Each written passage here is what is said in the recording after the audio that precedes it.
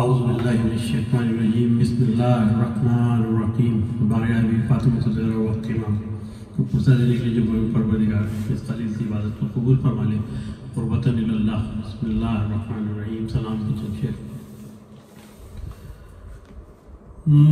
منہ سے ایک بار لگا لیتے جو مولا پانی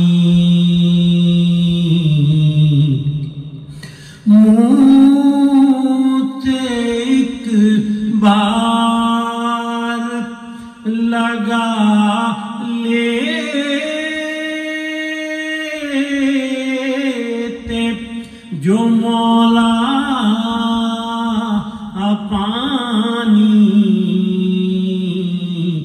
دست غربت میں نہ یوں ٹھوکریں کھاتا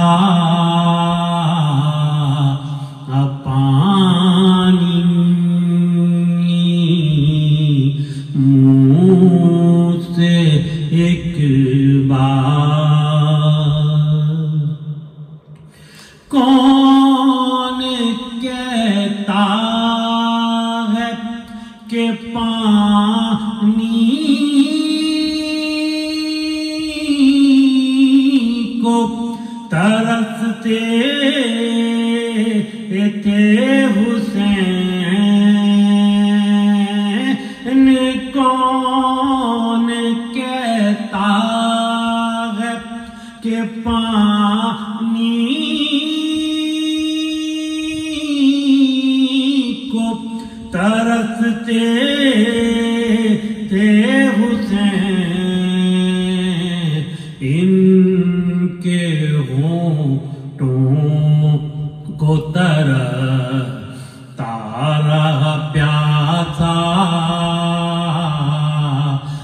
پانی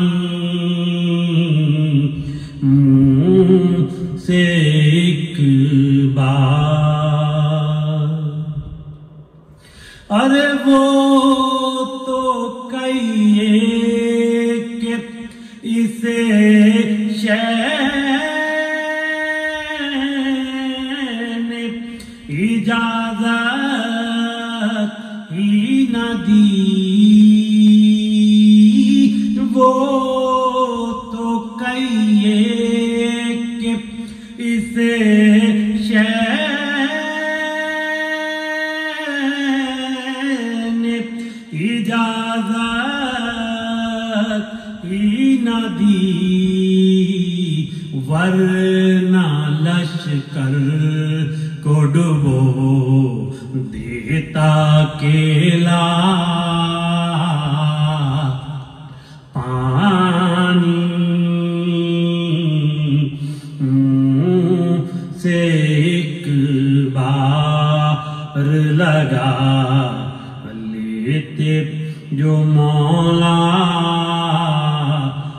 پانی. اور آ گیا غازی کے چلو میں ہمک کر یکدم آ گیا غازی کے چلو میں ہمک کر یکدم. ورنہ پیاس اپنی کسے جا کے دکھاتا پانی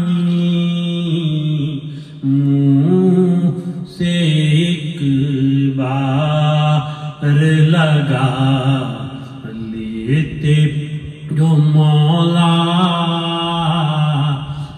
پانی.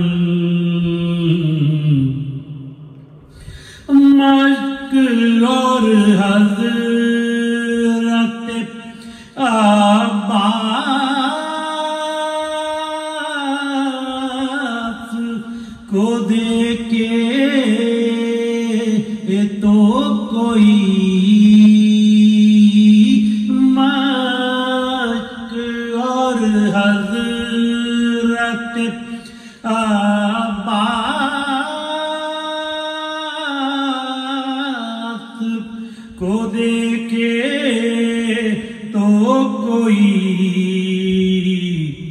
نہر قدموں میں تھی اور منہ سے نہ لگایا پانی،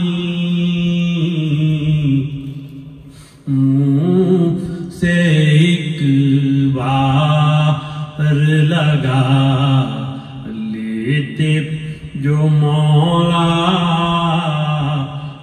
پانی، بددعا قلب سکینہ سے نکل سکتی تھی، بددعا قلب سکینہ سے نکل سکتی تھی، خشک ہو سکتا تھا دریاؤں کا سارا پانی، منہ سے ایک بار ارے اس پہ سقائے سکینہ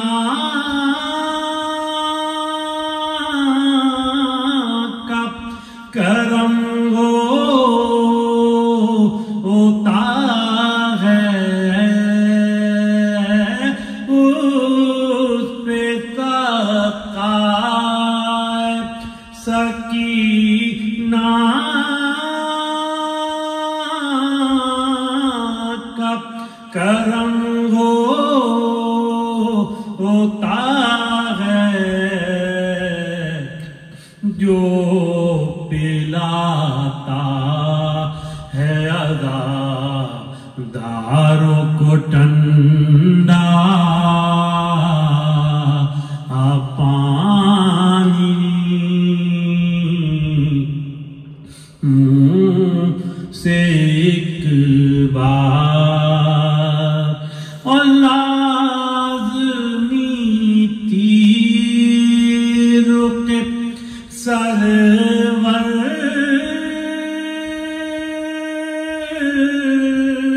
کی زیارت، ورنہ لازمی تیر کے سرور کی زیارت، ورنہ وہ ندامت کے ساحل پہ نہ آتا پانی، منہ سے ایک بار اور اپنے وعدے کو وفا کرنا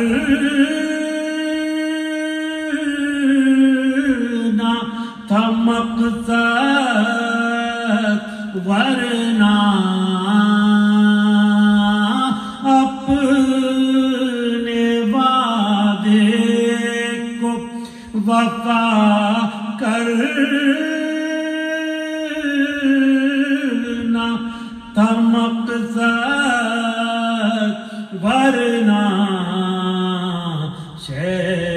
جہاں کہتے وہاں غیب سے آتا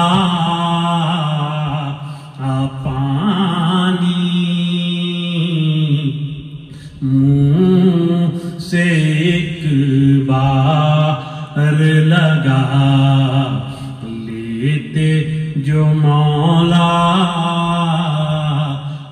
پانی، آخری شعر. ارے گرچہ بے درد نے پیاسوں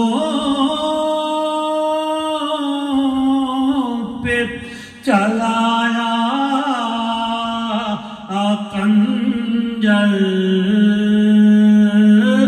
گرچہ بے درد نے پیاسوں پہ چلایا کنجر، صابروں کی مگر آنکھوں میں نہ آیا پانی، منہ سے ایک بار لگا لیتے جو مولا پانی، دشت غربت میں نہ یوں ٹھوکریں کھاتا پانی. صلوات دیجیے محمد و آل محمد پہ. اللہم صلی علی محمد و آل محمد وجل فرجہ.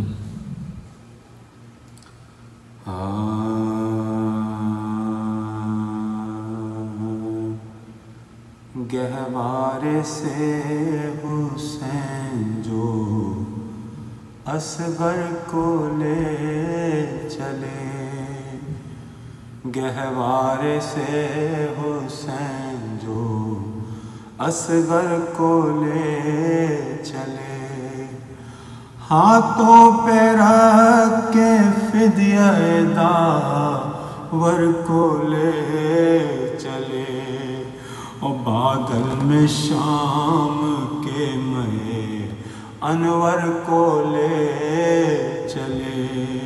ارے چلائی ماں کہاں میرے دلبر کو لے چلے، چلائی ماں کہاں میرے دلبر کو لے چلے. ارے فارغ ابھی نہیں ہوئی اکبر کے داغ سے، ارے کچھ روشنی ہے گھر میں میرے اس چراغ سے، کچھ روشنی ہے گھر میں میرے اس چراغ سے. اور بانوں کے اس بیان سے گھبرائے شاہدی، آخر قریب فوج کے لے آئے شاہدی، اور بچے کو رکھ کے ہاتھوں پہ چلائے شاہدی. یاروں سمجھ لو جو تمہیں سمجھائے شاہدی، یاروں سمجھ لو جو تمہیں سمجھائے شاہدی. ارے کچھ تو خیال چاہیے ننھی سی جان کا، ارے بتلاؤ کیا قصور ہے اس بے زبان کا، ارے بتلاؤ کیا قصور ہے اس بے زبان کا. اور یہ سن کے ہرملا نے اٹھایا کمان کو، ارے تاکا خطا شیان ننھی سی جان کو، اور مارا خدنگ شاہ کے ابرو کمان کو، ہے مٹایا بانوں کے نام و نشان کو، ہے مٹایا بانوں کے نام و نشان کو، اور چلائی موت ہائے نا تجھ بچے نے سہم سہم کے ہاتھوں پہ جان دی، بچے نے سہم سہم کے ہاتھوں پہ جان دی، اور شہ نے سوائے شکر زبان سے نہ کچھ کہا، چاند اپنا زیر خاک چھپایا بسر بکا، اور تربت سے اٹھ کے آپ نے خیمے کا رخ کیا، لیکن قدم نہ آگے کو اٹھتے تھے مطلقا، لیکن قدم نہ آگے کو اٹھتے تھے مطلقا، ارے کہتے تھے کیا کہوں گا جو بچے کو مانگے گی، ارے بانو ضرور ہنسلیوں والے کو مانگے گی، بانو ضرور ہنسلیوں والے کو مانگے گی، اور پہنچے غرض کے تادر خیمہ بحال ذات، آئی جو بانو دیکھ کے شرمائے بار بار، اور گردن جھکا کے کہنے لگے شاہ نامدار، ارے لو شہر بانو بن گیا اصغر کا بھی مزار، لو شہر بانو بن گیا اصغر کا بھی مزار، ارے ناسور پڑ گیا ہے دل دردناک میں، ارے بانو تیری کمائی ملی آج خاک میں، ارے بانو تیری کمائی ملی آج خاک میں، اور گہوارے سے حسین جو اصغر کو لے چلے۔ اعوذ باللہ من الشیطان اللعین الرجیم، بسم اللہ الرحمن الرحیم، الحمد للہ رب العالمین، والصلاة والسلام علی سید الانبیاء والمرسلین، سیدنا و مولانا و حبیب طبیب قلوب نفوسنا بالقاسم محمد،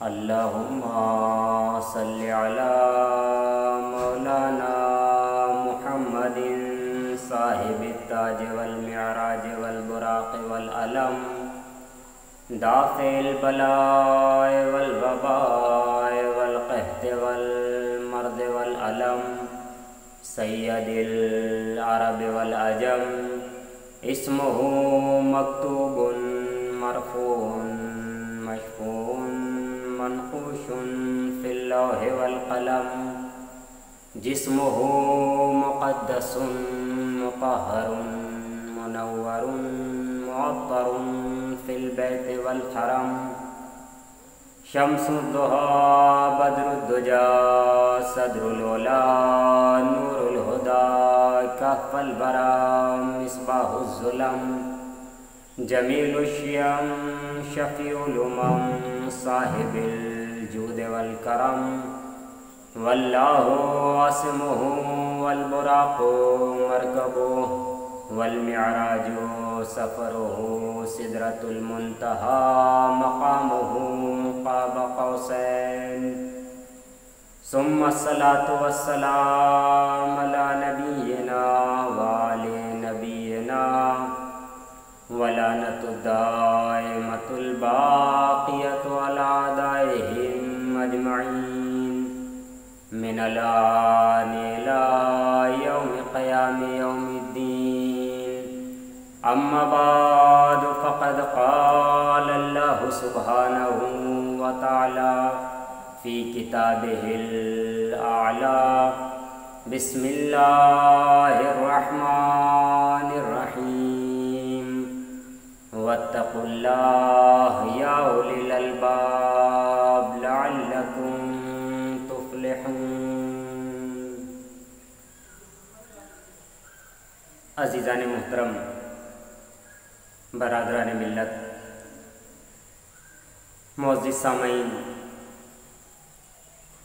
پروردگار عالم اپنی بابرکت اور متبرک کتاب قرآن کریم میں ارشاد فرما رہا ہے۔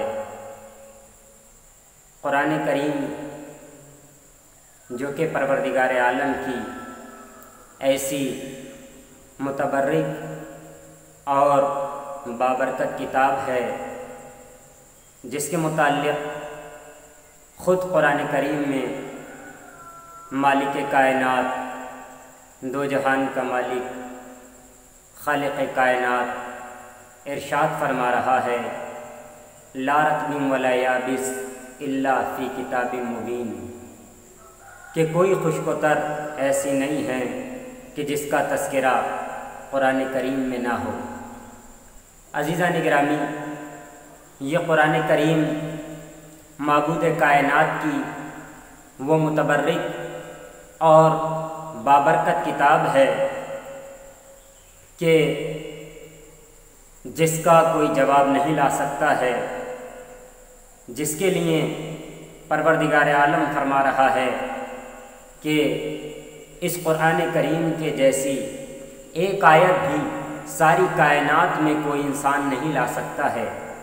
اگر ان کنتم فی ریب مما نزلنا علی عبدنا فاتوا بسورۃ من مثلہ وادعوا شہداءکم من دون اللہ ان کنتم صادقین، کہ اگر تم اس قرآن کریم کے بارے میں ذرا سا بھی شک کرتے ہو جس کو ہم نے اپنے حبیب پر نازل کیا ہے تو تم اس جیسا لے کر آ جاؤ، اور ہرگز تم اس قرآن کریم جیسا نہیں لا سکتے۔ اگر تم ایک دوسرے کے لیے پشت پناہ بھی ہو جاؤ، مددگار ہو جاؤ، تب بھی اس قرآن کریم کے جیسا ایک سورہ تو کیا، ایک آیت کیا، اس کے جیسا ایک لفظ بھی کوئی انسان نہیں لا سکتا ہے۔ عزیزان گرامی، قرآن کریم اللہ کی وہ کتاب ہے کہ جو قرآن نور ہے اور نور کی طرف لے جانے والا بھی ہے، جو قرآن خود صادق بھی ہے، صداقت کا پیغام دینے والا بھی ہے، جو قرآن کریم علم بھی ہے اور علم کی دعوت دینے والا بھی ہے، جو قرآن کریم خود تعلیم ہے اور اس کے ذریعے سے انسان تعلیم حاصل بھی کرتا ہے۔ عزیزوں، قرآن کریم اللہ کی وہ واحد کتاب ہے، وہ تنہا کتاب ہے کہ جس کے متعلق پروردگار عالم خود یہ فرما رہا ہے کہ دیکھو اس قرآن کریم کا جواب کوئی نہیں لا سکتا ہے۔ عزیزوں، یہ قرآن ایک ایسی کتاب ہے کہ جس کو پروردگار عالم نے شب قدر میں نازل کیا ہے۔ خود قرآن کریم میں ارشاد ہو رہا ہے، انا انزلناہ فی لیلۃ القدر، کہ بے شک ہم نے قرآن کریم کو لیلہ قدر میں نازل کیا ہے۔ اب یہ لیلۃ القدر کیا ہے؟ لیلۃ القدر خیر من الف شہر، کہ یہ لیلۃ القدر وہ رات ہے جو 1000 مہینوں کی راتوں سے بہتر ہے۔ یعنی اگر اس ایک رات میں عبادت کی جائے تو وہ ثواب ملتا ہے جو کہ انسان اگر دوسرے مہینوں کی 1000 راتوں میں عبادت کرے تب بھی وہ ثواب نہیں حاصل کر سکتا ہے جو اس ایک رات میں عبادت کرنے کا ثواب مل جائے گا جس رات میں قرآن کریم کو اللہ نے نازل کیا ہے۔ عزیزوں، یہ قرآن ایک ہی وقت میں عالم بھی ہے، معلم بھی ہے، تعلیم بھی ہے۔ یہ قرآن ایک ہی وقت میں صادق بھی ہے، مصدق بھی ہے، تصدیق بھی ہے۔ اگر ہم اس قرآن کو دیکھیں تو یہ قرآن بیان بھی ہے، مبین بھی ہے اور طبیان بھی ہے۔ یہ قرآن اللہ کی ایسی کتاب ہے کہ جس کی مثل ساری کائنات میں موجود نہیں ہے۔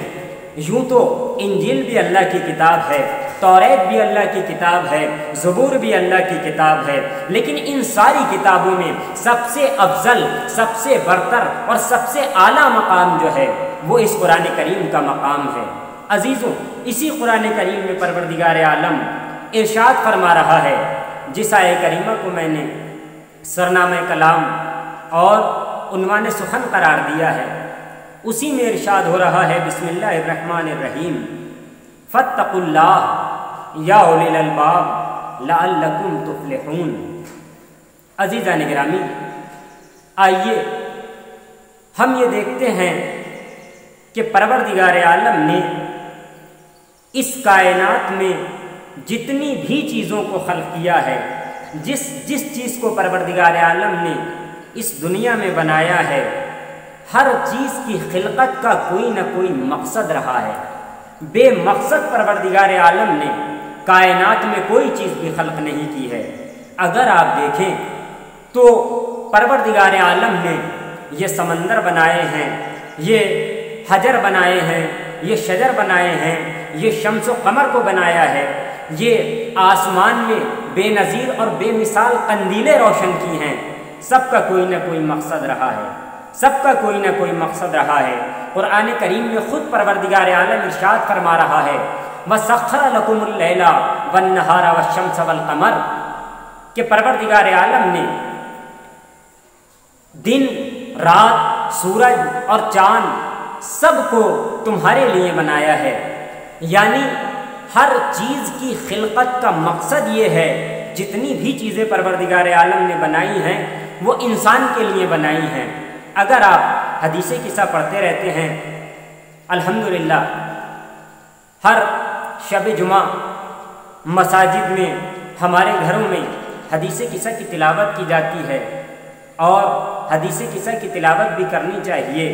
حدیث قصہ وہ ہے کہ جس کے سبب سے برکتیں نازل ہوتی ہیں۔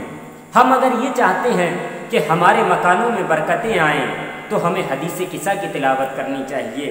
اسی حدیث قصہ میں آپ دیکھیں کیا ارشاد ہوتا ہے، کیا ارشاد ہو رہا ہے؟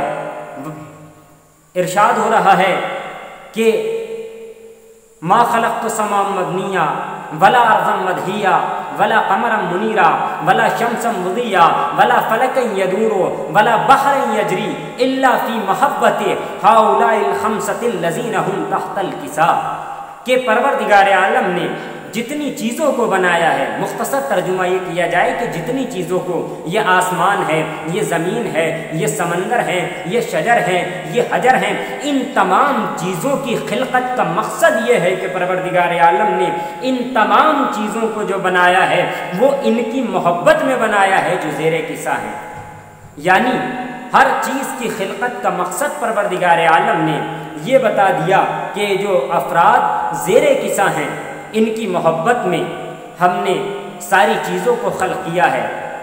اب عزیزان گرامی، جب پروردگار عالم نے ساری چیزوں کی خلقت کا مقصد بیان فرما دیا اور بتا دیا کہ ان ساری چیزوں کی خلقت کا مقصد یہ ہے کہ یہ سب چیزیں انسان کے لیے بنائی گئی ہیں اور انسان کے لیے ان ساری چیزوں کو پیدا کیا گیا ہے، تب عزیزان گرامی دیکھنا یہ ہوگا کہ اللہ نے جب ان ساری چیزوں کو انسان کے لیے بنا دیا ہے تو انسان کو کس لیے پروردگار عالم نے خلق کیا ہے؟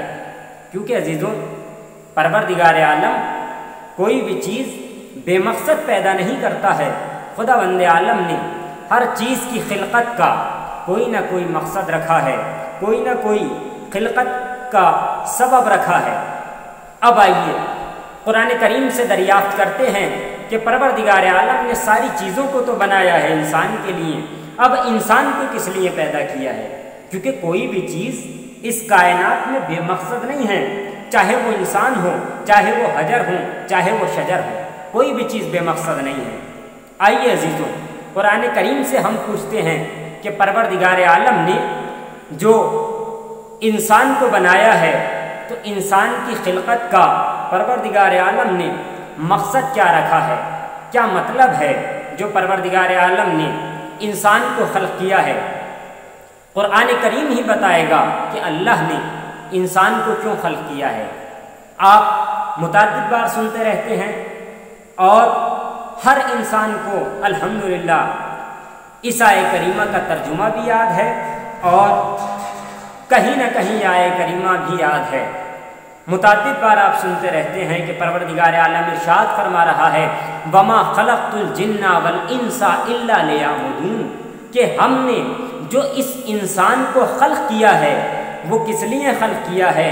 وَمَا خَلَقْتُ الْجِنَّ وَالْإِنسَ إِلَّا لِيَعْبُدُونَ، کہ انسان کی خلقت کا مقصد یہ ہے اور جناتوں کی خلقت کا مقصد یہ ہے کہ انہیں ہم نے اپنی عبادت کے لیے خلق کیا ہے۔ یعنی انسان جو اس دنیا میں آیا ہے اس کے آنے کا مقصد صرف اور صرف ایک رہا ہے، وہ یہ کہ وہ اللہ کی عبادت کرے۔ اب عزیزوں، عبادت کا مقصد کیا ہے؟ عبادت کا مفہوم کیا ہے؟ ہم کس چیز کو عبادت سمجھتے ہیں اور حقیقی عبادت کیا ہے؟ آئیے عزیزان گرامی، عبادت ہم جسے عبادت سمجھتے ہیں وہ عام طور سے یہ سمجھتے ہیں کہ ہم نماز پڑھیں یہ عبادت ہو گئی، ہم روزہ رکھیں یہ عبادت ہو گئی، ہم زکوٰۃ ادا کریں یہ عبادت ہو گئی، ہم خمس دیں یہ عبادت ہو گئی۔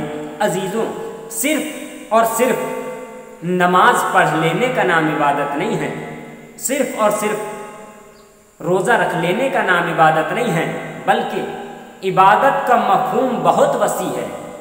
اگر ہم یہ تصور کرتے ہیں کہ عبادت صرف نماز کا نام ہے تو عزیزوں ایسا ہرگز نہیں ہے کہ عبادت صرف اور صرف نماز کا نام ہے، بلکہ اگر دیکھا جائے مختصر الفاظ میں یہ دیکھا جائے کہ عبادت کسے کہتے ہیں، یوں تو اگر ہم بحث کریں کہ عبادت کسے کہتے ہیں، بحث یعنی اس معنی میں کہ ہم اس کو سمجھیں کہ عبادت کسے کہتے ہیں، تو خود کافی وقت کی ضرورت ہے اور کئی مجالس کی ضرورت ہے کہ عبادت کا مفہوم کیا ہے۔ لیکن اگر میں ایک جملے میں عبادت کی تعریف بیان کروں تو اس طرح سے ہو سکتی ہے کہ ہر وہ کام جو پروردگار عالم کی مرضی کو حاصل کرنے کے لیے کیا جائے اسے عبادت کہا جاتا ہے۔ یعنی اگر انسان حلال روزی کمانے کے لیے اپنی دکان پر بھی بیٹھا ہوا ہے تو در حقیقت عین عبادت کر رہا ہے۔ اگر انسان مرضی الہی حاصل کرنے کے لیے یونیورسٹی جا رہا ہے، پڑھانے جا رہا ہے، اسکول جا رہا ہے، صرف کس لیے کہ وہ مرضی الہی حاصل کرے، پڑھنے جا رہا ہے، ڈاکٹر بن رہا ہے، انجینئر بن رہا ہے، کس لیے؟ تاکہ وہ خدمت خلق کر سکے، مومنین کی خدمت کر سکے، ڈاکٹر بن کے ان کو علاج کر سکے، معالجہ کر سکے۔ اگر اس لیے وہ طبیب بن رہا ہے، ڈاکٹر بن رہا ہے تو یقیناً یہ عین عبادت ہے۔ اب عزیزان گرامی، عبادت کا مفہوم مختصر سے الفاظ میں یہاں سے سمجھ میں آ جاتا ہے۔ عزیزوں، آئیے بات کو یہیں سے اپنے موضوع پر پھر لاتے ہیں کہ پروردگار عالم کیا کہہ رہا ہے کہ اس نے تمام چیزوں کی خلقت کے مقصد کو جو بیان کیا وہ یہ کہا کہ ہم نے ساری چیزوں کو خلق کیا ہے، کس کے لیے؟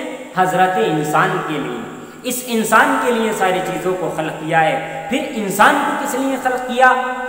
پروردگار عالم فرما رہا ہے کہ انسان کو جو ہم نے خلق کیا ہے وہ اس لیے خلق کیا ہے کہ ہماری عبادت کرے۔ اب عزیزوں، عبادت کو کس لیے خلق کیا ہے؟ کیونکہ سوال پہ سوال پیدا ہوتے ہیں اور ان سوالوں کے جواب ہم کسی سے نہ لیتے ہوئے خود قرآن کریم سے پوچھیں، خود قرآن کریم سے معلوم کریں کہ ان چیزوں کا مقصد کیا ہے اور معیار کیا ہے۔ پروردگار عالم نے خود قرآن کریم میں ساری چیزوں کے جوابات ادا کیے ہیں اور دیے ہیں۔ آئیے عزیزان گرامی، قرآن کریم سے پوچھتے ہیں کہ انسان عبادت کیوں کرے۔ بسم اللہ الرحمن الرحیم، خود قرآن کریم میں ارشاد ہو رہا ہے یا ایھا الناس اعبدوا ربکم الذی خلقکم والذین من قبلکم لعلکم تتقون، کہ اے لوگوں اللہ کی عبادت کرو، یا ایھا الناس اعبدوا ربکم، اے لوگوں عبادت کرو کس کی؟ ربکم، اپنے رب کی، اپنے پروردگار کی، اپنے معبود کی عبادت کرنی ہے تمہیں۔ الذی خلقکم، جس نے تمہیں پیدا کیا ہے، جس نے تمہاری خلقت کی ہے، جس نے تمہیں بنایا ہے، اس پروردگار کی عبادت کرو۔ کیوں؟ کیونکہ اس نے تمہیں خلق کیا ہے۔ عزیزو، عبادت کرنے کے ساتھ ساتھ اس کا مقصد بھی بیان کر دیا کہ عبادت جو کرنی ہے وہ اس لیے کرنی ہے کیونکہ اس نے تمہیں خلق کیا ہے۔ الذی خلقکم والذین من قبلکم، اور تو ان لوگوں کو بھی خلق کیا ہے جو تم سے پہلے تھے۔ عزیزوں، اب بات سمجھ میں آ گئی کہ عبادت کرے اللہ کی، کیوں؟ کیونکہ اس نے تمہیں خلق کیا ہے، تم سے پہلے والوں کو بھی خلق کیا ہے، وہ تمہارا خالق ہے۔ اب کیوں عبادت کی جائے؟ لعلکم تتقون، کہ شاید تم متقی ہو جاؤ۔ یعنی عبادت کرنے کا مقصد بھی قرآن بتا رہا ہے، وہ یہ کہ شاید تم متقی بن جاؤ، شاید تم پرہیزگار بن جاؤ۔ اب واضح ہو گیا یہاں سے کہ عبادت کرنے کا جو اہم مقصد ہے اور عبادت کرنے کا جو مفہوم ہے اور عبادت کرنے کا جو سبب ہے وہ یہ ہے کہ انسان متقی بن جائے، انسان پرہیزگار بن جائے، انسان گناہوں سے بچ جائے۔ جیسا کہ آپ نے دیکھا کہ اگر انسان عبادت کرتا ہے، عبادت کا ایک اہم جو مصداق ہے وہ نماز ہے۔ نماز کیا ہے؟ اگر انسان عبادت کرتا ہے، نماز کا کیا کام ہے؟ نماز کا یہ کام ہے کہ اگر نماز انسان پڑھتا ہے تو اسے مدد بھی ملتی ہے۔ کائے سے؟ نماز کے ذریعے سے۔ قرآن کریم میں ارشاد ہو رہا ہے وَاسْتَعِینُوا بِالصَّبْرِ وَالصَّلَاةِ، کہ تم صبر سے اور صلاۃ سے یعنی نماز سے مدد حاصل کرو۔ اگر انسان نماز پڑھتا ہے تو اسے مدد حاصل ہوتی ہے۔ اب نماز جب انسان پڑھتا ہے تو کیا ہوتا ہے؟ قرآن کریم میں اللہ ارشاد فرما رہا ہے کہ ان الصلاۃ تنہی عن الفحشاء والمنکر، کہ بے شک نماز بری چیزوں سے روکتی ہے، جو منکر چیزیں ہیں ان سے روکتی ہے نماز۔ عزیزوں، اب انسان جب عبادت کرے گا، انسان جب نمازیں پڑھے گا، انسان جب روزے رکھے گا تو وہ بری چیزوں سے اور برائیوں سے دور رہے گا۔ عزیزان گرامی، پروردگار عالم ارشاد فرما رہا ہے کہ ہم نے تمہیں خلق کیا، ہماری عبادت کرو۔ عبادت کیوں کرو؟ عبادت کرنے کا مقصد بھی بتا دیا کہ لعلکم تتقون، کہ شاید تم متقی ہو جاؤ۔ اب عزیزوں، بات یہاں پر بھی نہیں ٹھہرتی ہے بلکہ منزل آگے کی طرف بڑھتی ہے، اور ابھی راستہ باقی ہے منزل پر جانے کے لیے۔ وہ یہ کہ انسان تقوی الہی جو اختیار کرے تو وہ کیوں اختیار کرے؟ تقوی کا فائدہ کیا ہے؟ تقوی کسے کہتے ہیں؟ اب ارشاد ہو رہا ہے وہی آیت جس کو میں نے سرنامہ کلام اور عنوان سخن قرار دیا، جس میں پروردگار عالم سورہ مائدہ کی آیت ہے، قرآن کریم کا 5ویں نمبر کا سورہ ہے۔ جس آیہ کریمہ کو سرنامہ کلام قرار دیا ہے وہ سورہ مائدہ کی جو قرآن کریم کا 5واں سورہ ہے، اس کی 100 نمبر کی آیت ہے، جس میں ارشاد ہو رہا ہے وَاتَّقُوا، کہ لعلکم تفلحون، کہ اے لوگوں واتقوا اللہ، کہ اے لوگوں تقوی الہی اختیار کرو۔ کس لیے؟ کہ شاید تم فلاح پا جاؤ۔ اب عزیزان گرامی، آئیے ایک مرتبہ پھر شروع سے دیکھتے ہیں کہ پروردگار عالم نے کیا کہا۔ ابتدا میں کہا تھا کہ ہم نے ساری چیزوں کو تمہارے لیے خلق کیا ہے، یعنی ساری چیزوں کی خلقت کا مقصد انسان بتایا۔ انسان کی خلقت کا مقصد کیا بتایا؟ عبادت کو بتایا۔ عبادت کیوں کی جائے؟ تاکہ انسان متقی ہو جائے۔ تقوی کیوں اختیار کیا جائے؟ تاکہ انسان فلاح پا جائے، تاکہ انسان کامیاب ہو جائے، تاکہ انسان رشد پا جائے، تاکہ انسان نمو پا جائے۔ عزیزوں، اللہ نے انسان کو جو خلق کیا ہے وہ کس لیے خلق کیا ہے؟ کہ تاکہ انسان فلاح پا جائے، کامیاب ہو جائے، متقی بن جائے۔ بس عزیزان گرامی، ایک ہی لفظ پر گفتگو مختصر سی اور کرنی ہے، اس کے بعد آپ حضرات کی زحمت تمام ہو جائے گی۔ عزیزوں، دیکھنا یہ ہے کہ اللہ جو فرما رہا ہے کہ لعلکم تتقون، شاید تم متقی بن جاؤ۔ تقوی کا مقصد کیا ہے؟ تقوی کسے کہتے ہیں؟ آیہ کریمہ میں اور قرآن کریم میں تقوی کی جو تاکید کی گئی ہے وہ کس لیے کی گئی ہے؟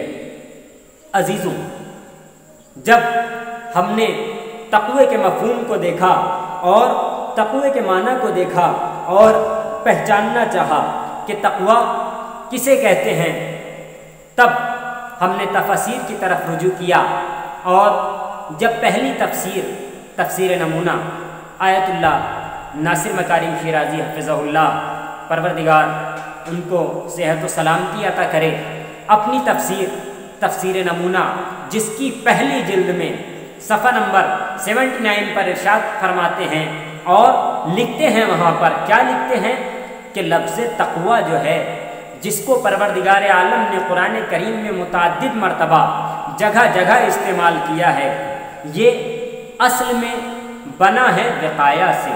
لفظ وقایا، اس کا اصل جو ہے، مادہ جو ہے وہ ہے وقایا، جس کا مطلب ہوتا ہے بچنا، جس کا مطلب ہوتا ہے حفاظت، یعنی گویا یہ کہا جائے انسان کی حفاظت کرنے والی چیز کو تقوی کہا جاتا ہے۔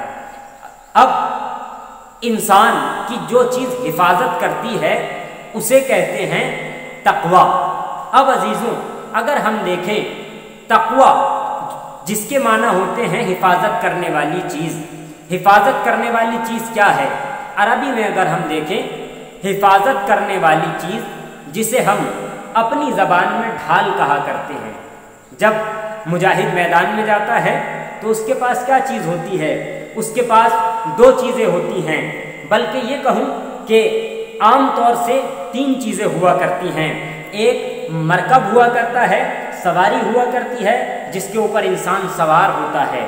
دوسری چیز جو ہوتی ہے وہ اس کے پاس شمشیر ہوا کرتی ہے۔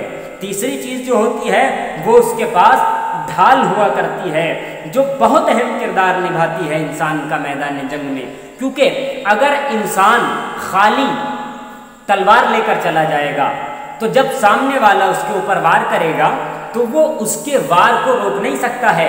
کیسے روکے گا؟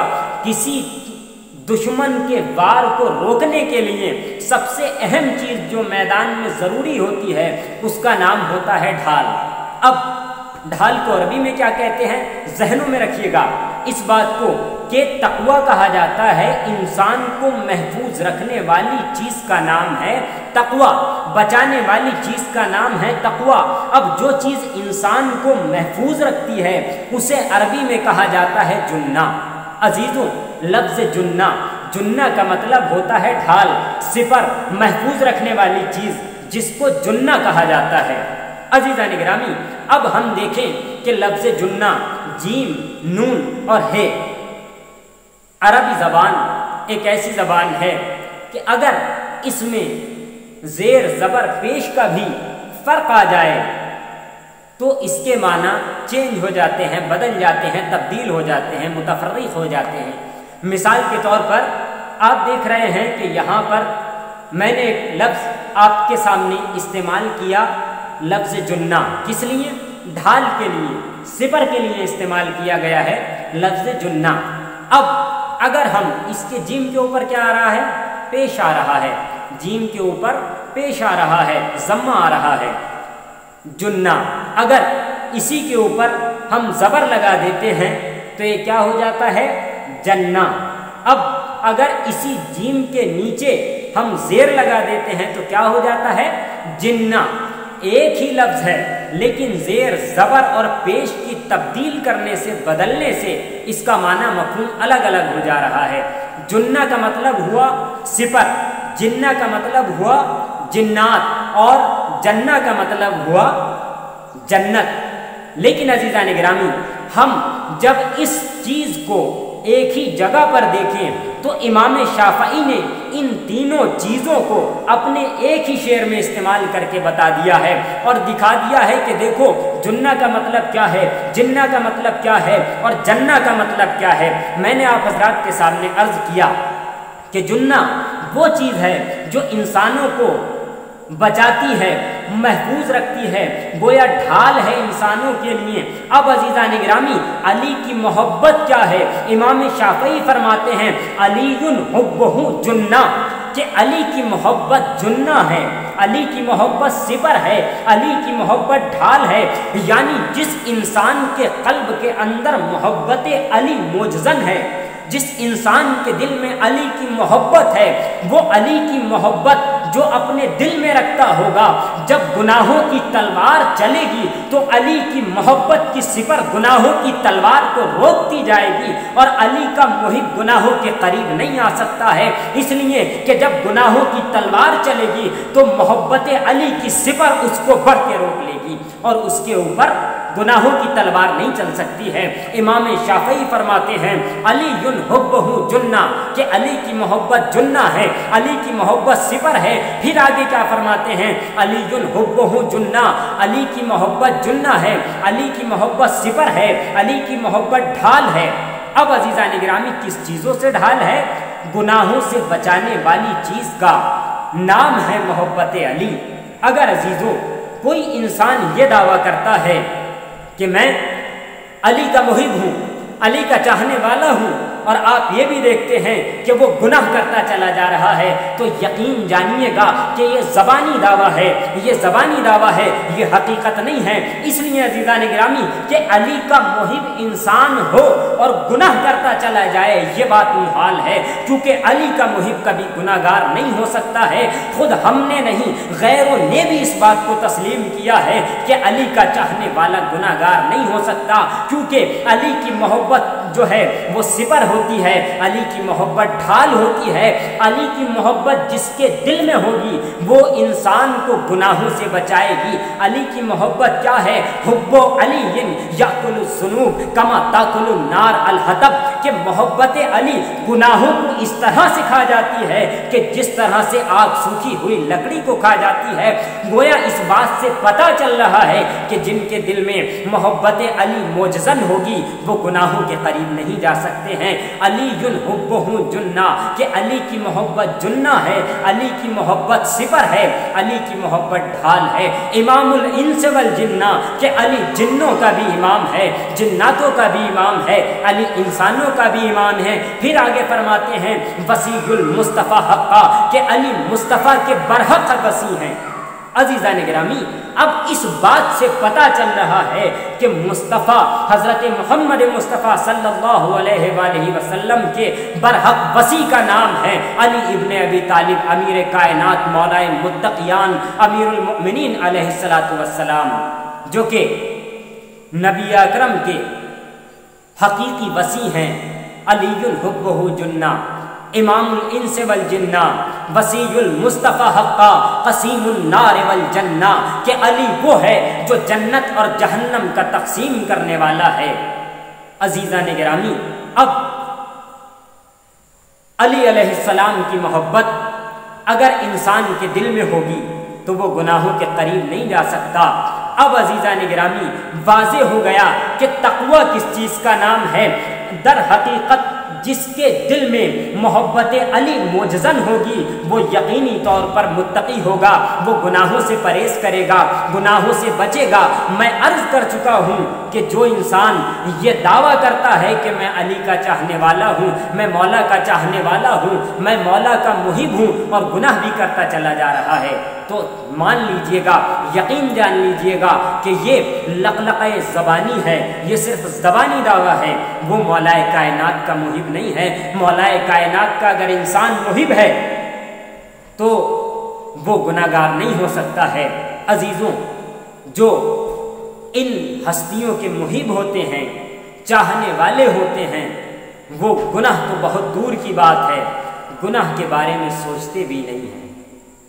ہاں عزیزان گرامی ماہ محرم چل رہا ہے اور اس ماہ اعظم میں ہم درس لیں اور ان مجالس سے سبق لیں اور سیکھیں۔ عزیزوں جب ہم مجلس میں آئیں تو صرف اس لیے نہ آئیں خدا نخواستہ کہ ہم آ رہے ہیں مجلس میں، صرف اس لیے کہ کہ چلیں کون کیا پڑھتا ہے، دیکھتے ہیں کس کی مجلس میں لطف آ رہا ہے، کس کی مجلس میں لطف نہیں آ رہا ہے، کس کی مجلس میں مزہ آ رہا ہے، کس کی مجلس میں مزہ نہیں آ رہا۔ یہ مجلسیں لطف لینے کے لیے نہیں ہیں، مزہ لینے کے لیے نہیں ہیں، یہ مجلسیں درس لینے کے لیے ہیں۔ جب ہم مجلسوں میں آئیں تو کچھ سیکھ کر جائیں، مجلسوں میں آئیں تو ہمارے اندر یہاں سے جانے کے بعد انقلاب آنا چاہیے، تبدیلی آنی چاہیے، کچھ تغیر آنا چاہیے، کچھ چینجنگ آنی چاہیے ہمارے اندر۔ اگر مجلس میں آنے کے بعد بھی کوئی تبدیلی نہ آئی تو گویا ہم نے کوئی کام نہیں کیا، مجلس میں جانے کا ثواب تو ہمیں مل گیا، لیکن عزیزان گرامی ہم نے مال مجلس حاصل نہیں کیا۔ ہم مجلسوں میں آئیں، ذکر اہل بیت اطہار کریں، ذکر اہل بیت اطہار سنیں، اور سننے کے بعد اہل بیت اطہار کی زندگی کو اپنی زندگی میں اتاریں، اہل بیت اطہار علیہ السلام کے نقش قدم پر چلنے کی کوشش کریں۔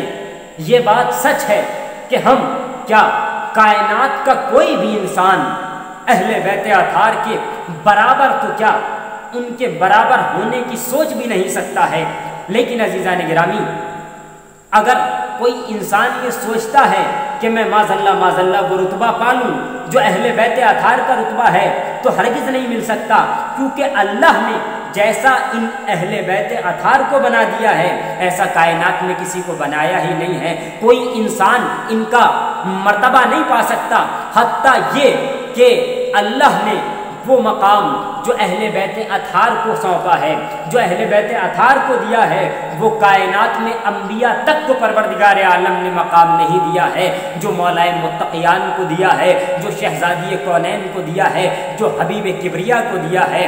ختمی مرتبت حضرت محمد مصطفیٰ صلی اللہ علیہ وآلہ وسلم کا جو مقام ہے وہ دیگر انبیاء کا مقام نہیں ہے، جو مقام امام حسن مجتبیٰ علیہ السلام کا ہے، جو مقام حسین شہید کربلا کا ہے، وہ مقام کائنات میں کسی کا نہیں ہے، جو مقام شہزادی کونین صدیقہ طاہرہ سلام اللہ علیہا کا ہے، وہ مقام کسی کا نہیں ہے۔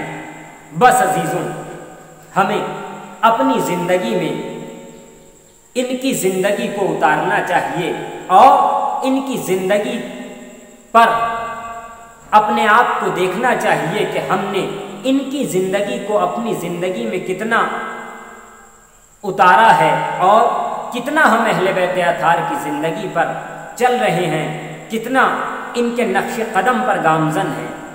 ہاں عزاداران مظلوم کربلا،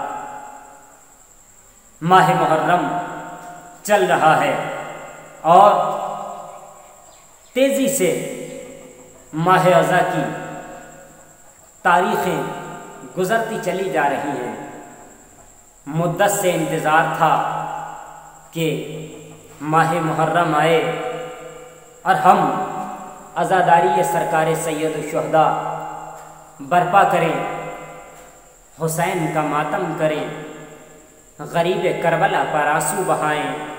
عزیزوں، حقیقت بات یہ ہے کہ ہم گریہ کرنے کے لیے صرف ماہ محرم کا انتظار نہیں کرتے، بلکہ جب بھی کہیں غریب زہرا کا نام آ جاتا ہے ہماری آنکھوں سے آنسو جاری ہو جاتے ہیں، سید الشہداء پر گریہ ازاری کرتے ہیں، فاطمہ کے لال کی غربت پر آنسو بہاتے ہیں۔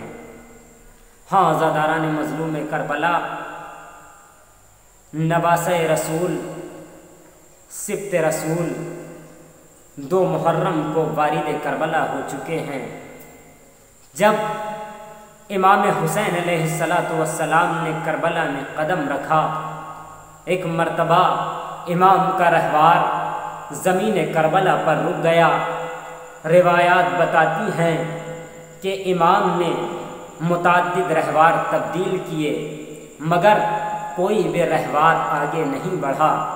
جیسے ہی امام نے اس قریے کے اس جگہ کے لوگوں کو بلایا اور پوچھا کہ اس جگہ کا نام کیا ہے، اس مقام کو کیا کہتے ہیں، تو کسی نے بڑھ کے کہا کہ اے سبت رسول، اے نواسہ رسول، اے حسین غریب، اس جگہ کو نینوا کہتے ہیں۔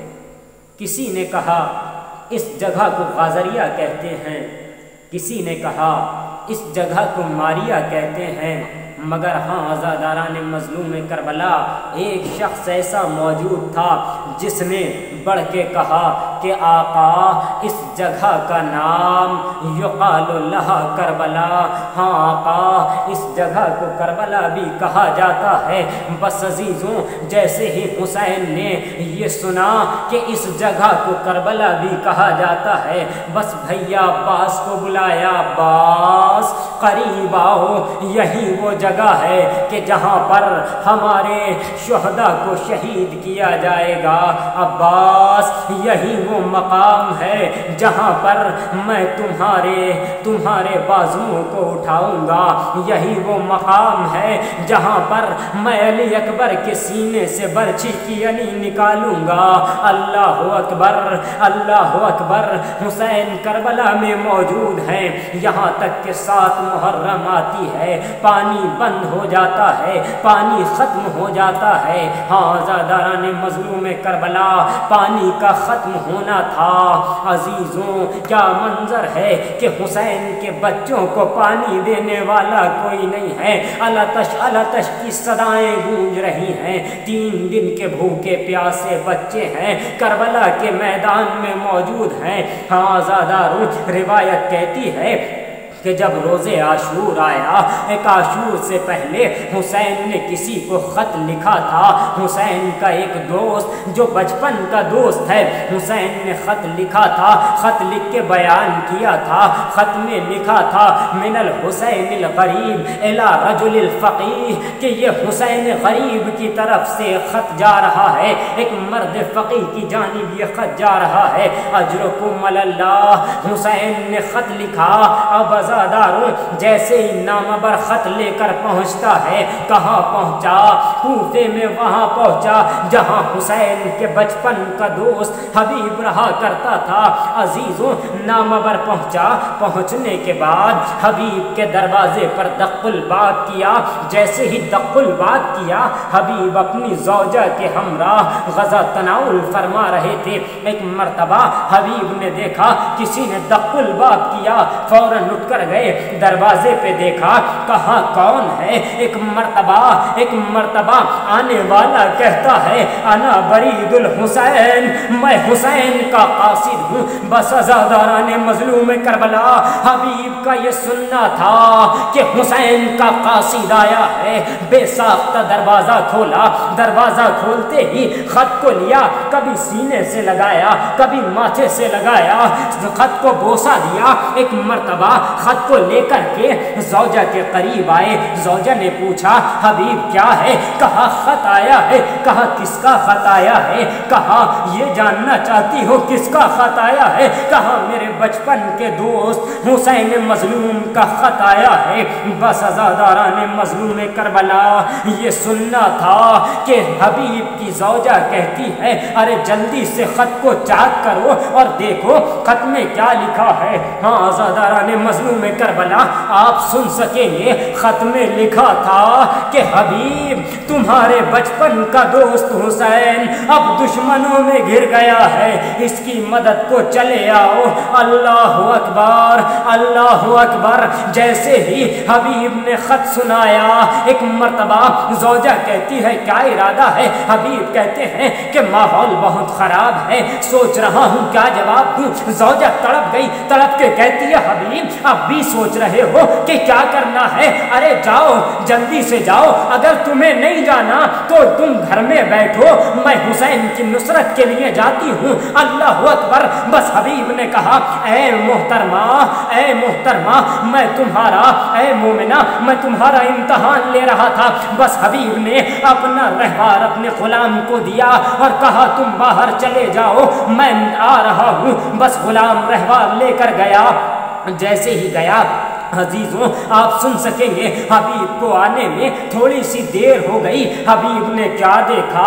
غلام رہوار سے باتیں کر رہا ہے اور کہہ رہا ہے اے رہوار اگر آج میرا آقا نہیں آیا تو میں تجھ پر حسین کی نصرت کے لیے چلوں گا. اللہ اکبر. حبیب نے جیسے یہ دیکھا کہ غلام رہوار سے باتیں کر رہا ہے دونوں کی آنکھوں سے اشک جاری ہے. ایک مرتبہ حبیب نے سر کو پکڑ کے کہتے ہیں واہ غربتا حسین پر کیا وقت آ گیا کہ غلام آنسو بہا رہے ہیں. ایک مرتبہ حبیب چلے غلام بھی ساتھ ساتھ چلا. اب جو میدان کربلا کی طرف پہنچے حسین نے دیکھا حبیب آ رہے ہیں. ایک مرتبہ کہتے ہیں اے ہاشمی جوانوں بڑھو میرے بچپن کا دوست حبیب آ گیا. عزیزوں حبیب جیسے ہی قریب آئے شہزادی زینب کو خبر ملی کہ کوئی آ رہا ہے. فضہ سے کہا فضہ ذرا بڑھ کے دیکھو کون آ رہا ہے. ایک مرتبہ کہتی ہے اے شہزادی حسین کے بچپن کا دوست حبیب آ رہا ہے. اللہ اکبر. فضہ نے جیسے ہی بتایا شہزادی زینب کہتی ہے فضہ حبیب کو ہمارا سلام کہنا. بس حبیب نے زینب کا سلام سنا. ایک مرتبہ خاک کربلا اٹھا کر اپنے سر پہ ڈالی اور کہتے ہیں کیا وقت آ گیا شہزادیاں غلام کو سلام کرے. اللہ اکبر. مجلس تمام ہو گئی. الغازاران مظلوم کربلا. اب وہ وقت آیا جو سب اجازت مانگنے لگے. حبیب بھی اجازت لینے کے لیے آقا حسین کی خدمت میں آتے ہیں. ہاتھوں کو جوڑ کے کہتے ہیں آقا مجھے اجازت دے دیجئے. عزیزوں ضعیف ہے. حسین نے اجازت دی. میدان میں آئے ظالموں کو فنار کرتے چلے جا رہے ہیں. مگر عزیزوں ایک ضعیف کہاں تک لڑتا. روایت کہتی ہے کہ ایک ظالم نے حبیب کے ایسا نیزہ مارا کہ سر مبارک پہ لگنا تھا. حبیب کا سر پارا پارا ہو گیا. خون کا فوارہ جاری ہوا. ایک مرتبہ آواز دی یا آقا ہو ادرکنی اے آقا مدد کرو. حسین نے جیسے ہی سنا حبیب کی آواز ایک مرتبہ حسین دوڑے حبیب کے سر کو اپنے زانوں پر رکھا. جیسے ہی حبیب نے دیکھا آقا آ گئے میرا سر آقا کے زانوں پر ہے. ایک مرتبہ سلام آخر کیا اے حسین اے حبیب تمہیں مبارک ہو. وقت آخر تمہارا سر مبارک حسین کے زانوں پر ہے.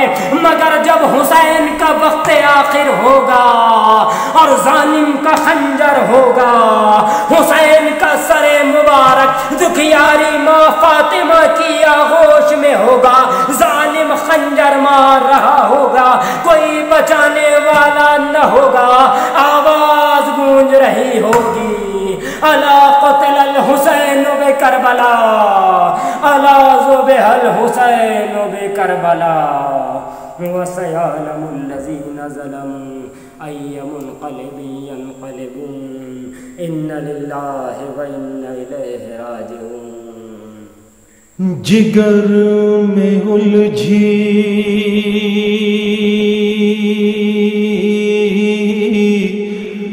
ہوئی ہے برچھی جوانی کروٹ بدل رہی ہے جوانی کروٹ بدل رہی ہے اور چمن میں ہر گل مچل رہا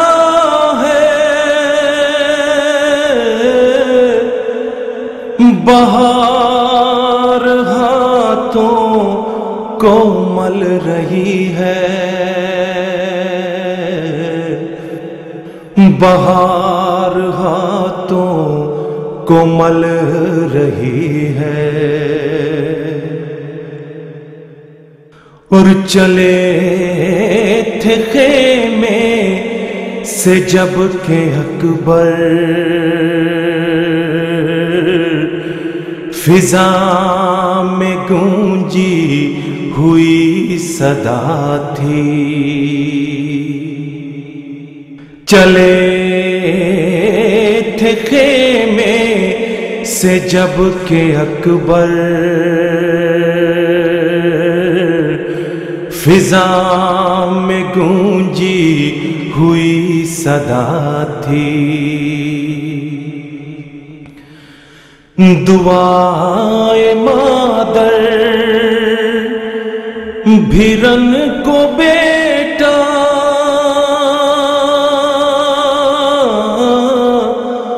तुम्हारे हमराह चल रही है, तुम्हारे हमराह चल रही है। और है चूर जख्मों से जिस्म सारा, जवान अंगड़ाई ले रहा है चूर जख्मों से जिस्म सारा, जवान अंगड़ाई ले रहा है। और सुलग रहा है तमाम सहरा,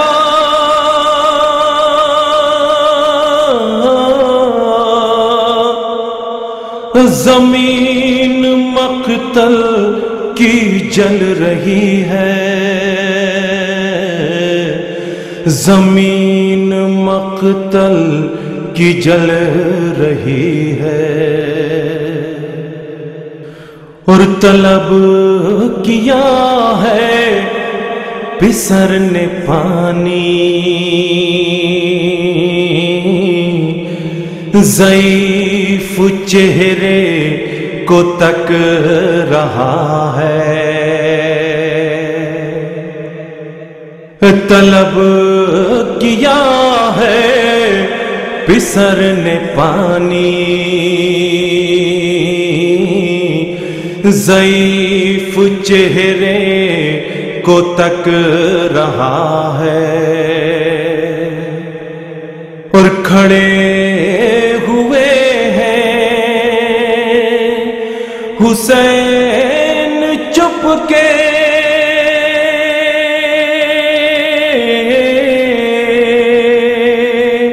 फुरात नेज़ों उछल रही है,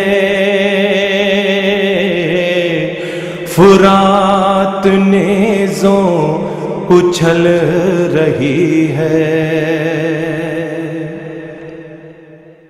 और इलाही मक्तल में हुस्ने अकबर को लग न जाए नजर किसी की। इलाही मक्तल में हुस्ने अकबर को लग न जाए नजर किसी की। दुआ ये एक माँ की लम्हा लम्हा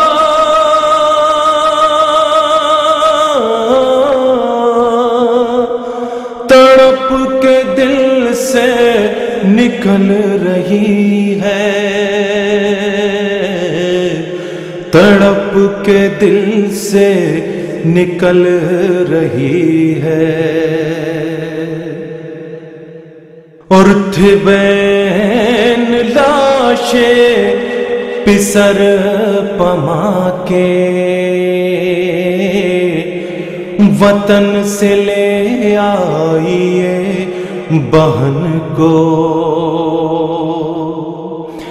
थे बैन लाशें पिसर पमा के, وطن سے لے آئیے بہن کو، بہن تمہاری وطن میں اکبر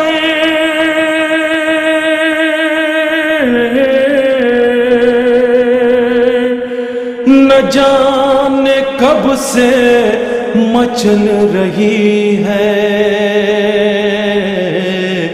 نہ جانے کب سے مچل رہی ہے، اور پڑے ہیں پامال لاش اختر زمیں پا اولاد مصطفیٰ کے، پڑے ہیں پامال لاش اختر زمیں پا اولاد مصطفیٰ کے، خزاں محمد کے گل ستا کے،